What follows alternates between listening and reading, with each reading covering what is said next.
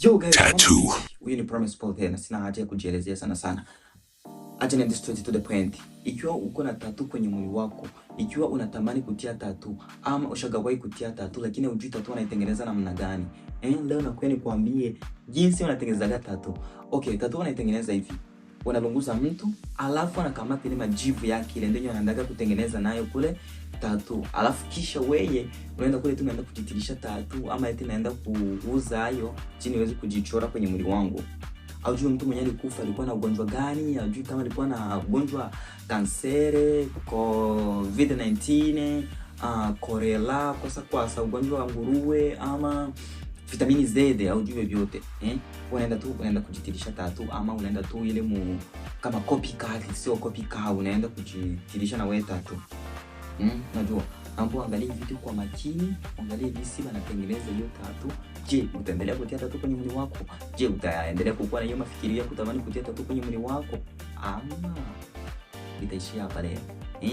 Wacha tuangalie hiyo video. Sisi wote tukiwa pamoja hivi. Useme, Mr. Mahala litudanganya. Angalia na macho, shangaa na mdomo, au sio? Haya, jione mwenyewe mtu huyu ambaye analunguza hapo. Wanakamata majivu yake, sijui wanachanga na vinini hapo, unga tena anaenda na ulunguza ili ukwe mweusi sana, ona hapo. Unaona kama 2008 combien degree ama sesera. Ndio hivi hapo wanaanza tengeneza. Ona hiyo nani unga gisiko mweusi tu. Tanzania ni nywele zangu. Na unaanza jichora. Unajichora kabisa, unajichora kama vile Zuchu. Haya maremu huyo. Kingine cha kuuliza, ushaona usipieti Mr. Mahaba alikuwa anadanganya vyenye alisema. We koma. Kama na ndugu yako mwenye kuna tattoo mwambia tu hayo sasa hivi, ama ndugu yake mwenye alikuwa na hiyo mafikirio ya kusema na mimi nataka nitie tattoo. Tattoo. Kwa nini usitie mbili unaenda tia tattoo? Kwa nini usitie mbili unaenda tia tattoo?